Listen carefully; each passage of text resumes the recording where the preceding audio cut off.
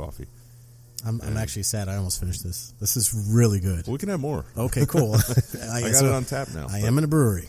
But yeah, no, this beer was designed to be where you can get the flavors of the coffee. You can get the flavors of the oak, the bourbon, and a little hint of the vanilla bean that's in there.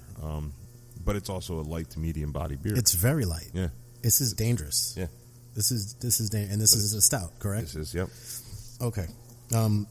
So I'm going to go into some of your clubs that you have. I asked about the passport thing, but that wasn't directly related to here. No. You guys have a tankard club. Yes, we do. What's a tankard for people that don't know? So a lot of places you'll see do like mugs.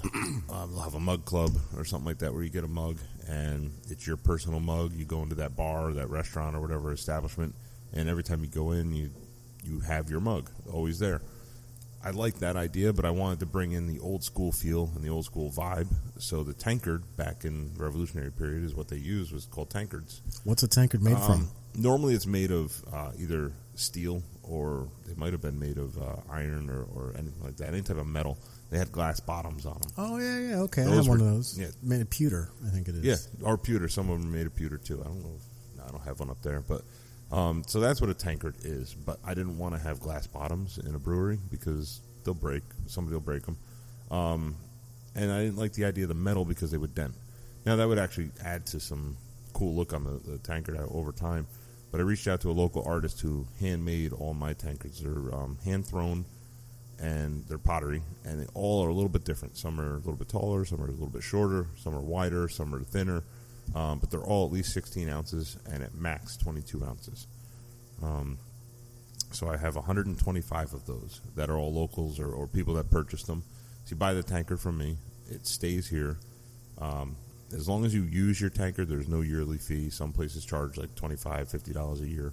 I don't charge a yearly fee. You just use your tankard, and it's yours for as long as you want it. If you don't want it any longer and you don't want to use it anymore, just don't use it. And I recycle it and sell it or purchase it back from the person and then sell it back to somebody else. Gotcha. How much is the tankard club? They're $25 for the tankard. And so when you come in, the perk to it is if your tankard is a 16-ounce tankard, you get whatever beer I have on tap for $1 less than anybody else is paying. Okay. So if you have a 22-ounce tankard, you're paying the same price as everybody else, but you're getting 22 ounces of the beer instead of 16. So you get a little more for your money, and it just looks cool. Plus, I have Friday nights as tankard member night where all my beers are $5 all night long. Oh, okay. So. That's a big difference. Especially if you get a 22-ounce, $5, 7% stout. That's what'll, especially when I had that 14% on.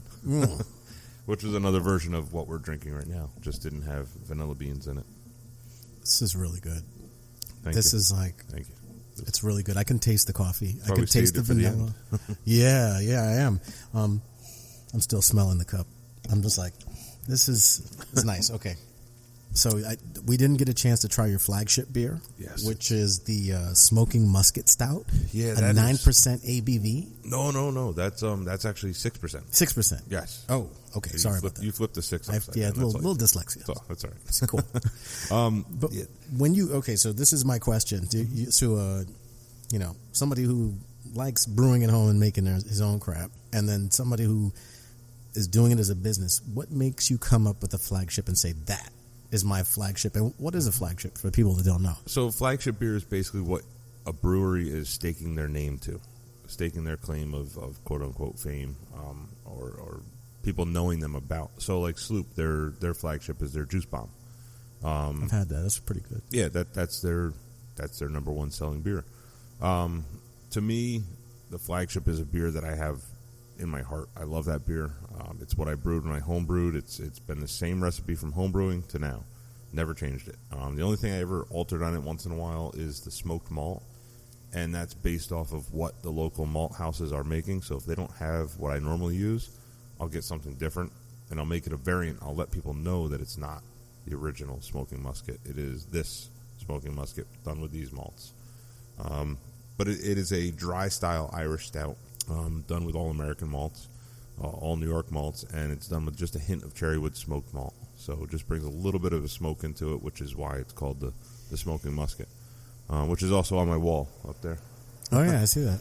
So That's my flagship beer. It took silver medal at Tap New York this past year. Is that a real musket, by the way? The top one is not. The bottom two are. Oh, cool. They're models, but they will fire. The one behind us, underneath the American flag, that is a real 1800s musket.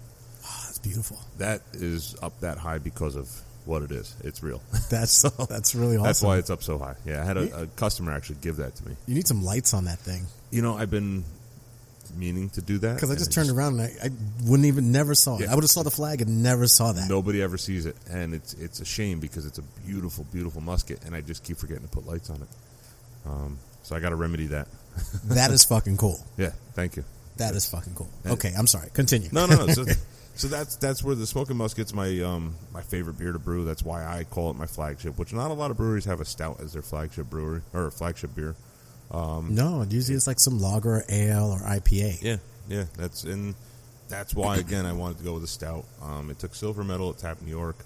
All those ribbons up there, three of the first place ribbons are for that beer, and the People's Choice Award is for that beer. It's just a very easy drinking, light body stout. Whereas people come in all the time, they think stouts. The first thing they think of is motor oil. Really thick, very heavy, very viscous. 90% of my stouts are not that way. They're done with all grains. There's no syrups, no added ingredients, no extracts. You're going to get a full flavor stout with a nice, easy, light drinking body to it. So, one barrel. Mm-hmm. How many pounds of grain does that take? For one barrel or one batch? Well, no. Let's go with barrels. Okay. Because this is barrel aged, right? This is a barrel aged beer, yes. Right. So for this in particular barrel aged beer, yep. And how many gallons is that barrel? 53 gallons. 53 gallons of beer, ladies and gentlemen. Yep. How many pounds of grains does it take to make 53 gallons?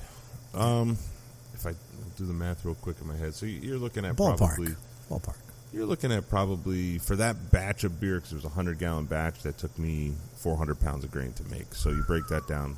Okay, so that's enough. About 100 pounds. That's a happy cow. Yeah. Absolutely. Do the cows get a buzz, you think, after eating that stuff? No, because there's no alcohol in it. Oh, okay. They do have to watch, like, the farmer that gets my spent grain actually gives me some of the meat from his cows, because every year he does a butcher where he has 30 head all year round.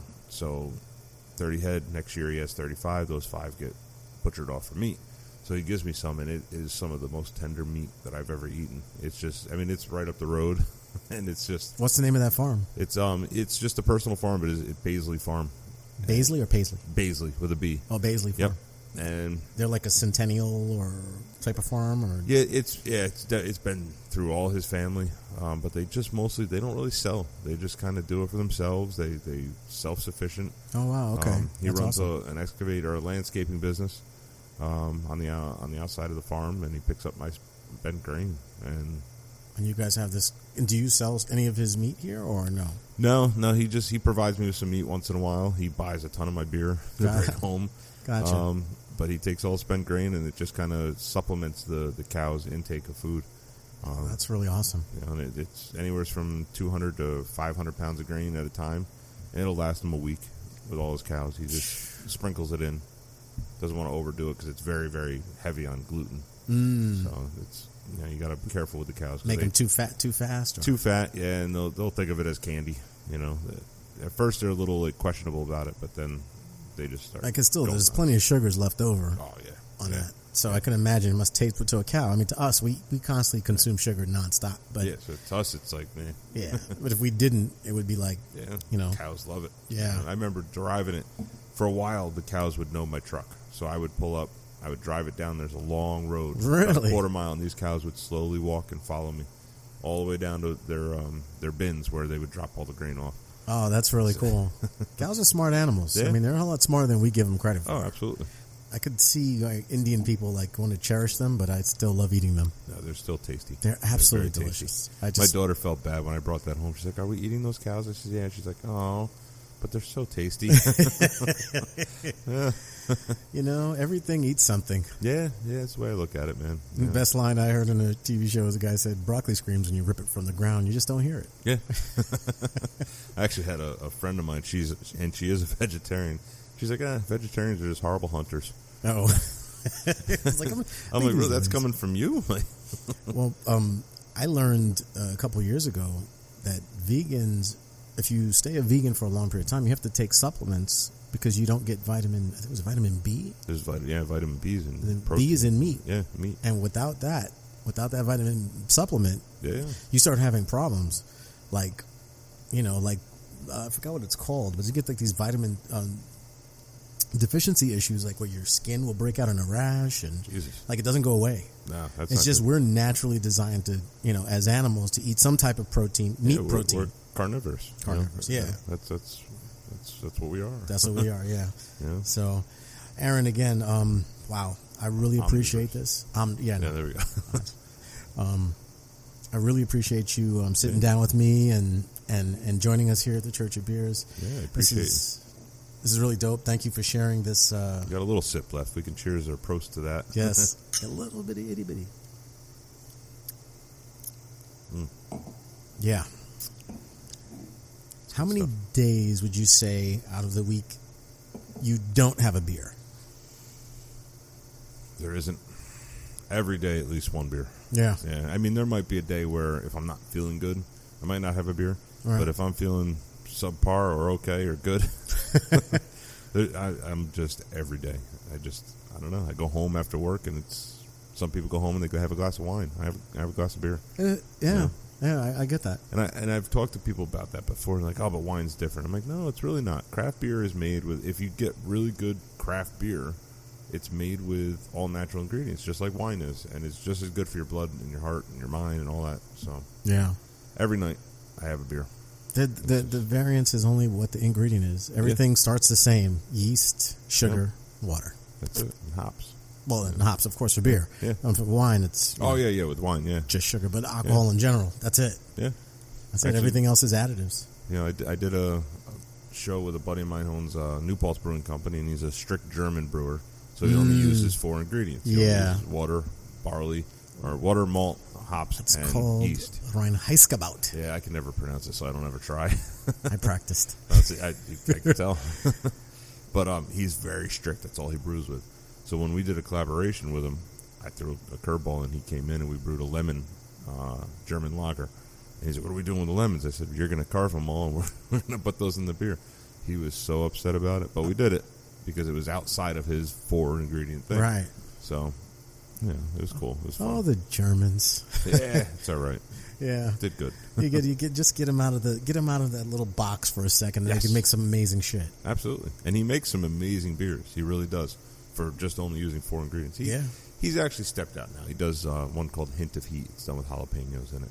Ooh. So it's a Hefeweizen with jalapenos in it. That sounds... If you like pepper, I guess. You gotta like pepper. I had a peppery beer once at the Bronx Brewery. One of the chefs that I know, this guy named Chef King, he has his. They made it from his hot sauce, and they had a small barrel. It wasn't but that big, and it was a special release. And I just couldn't do it, man. Yeah, I'm not a hot sauce person like that. To have it in a beer, or just things. Bacon, yes. Hot. Oh, bacon's great. Bacon. I like hot. I don't like melt my face off hot. Like, I don't want to be in pain. I just like a little bit of heat, just so I know that the heat's there, but otherwise I don't want to be in pain. I did a habanero Kolsch, and I did 45 habaneros cut and split and dumped right into the fermenter after the beer was done. I was about to say, what happens if you drop that in a hot thing? Don't you make pepper spray? You could. Yeah. Wouldn't it just like steam up, and the steam now would kind of... I mean, you could. It would burn. Get into the air. One pepper wouldn't do it, but if you put enough in there, I'm sure it would.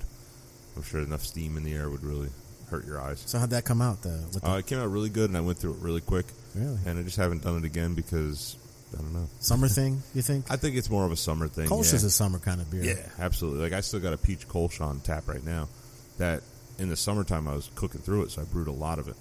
And now I'm like stuck because it's wintertime. Nobody wants a Kolsch. Or I guess some people do, but not a lot. So. Yeah, that's a good go-to summer beer, though. Definitely. Yeah. Nice. So it's a lower ABV. Yeah, it's 4.5. Yeah, really easy drinking. Yeah, I'm actually going to be brewing a pilsner soon. That's going to be about 3%. I'm just going to do a real easy, super light drinking pilsner. Fun story. Yeah. Just read this not too long ago. Utah just got rid of all they just changed the laws, so they got rid of all their 3.2% beers because their shelves had nothing but that. Really? And they just got rid of this 3.2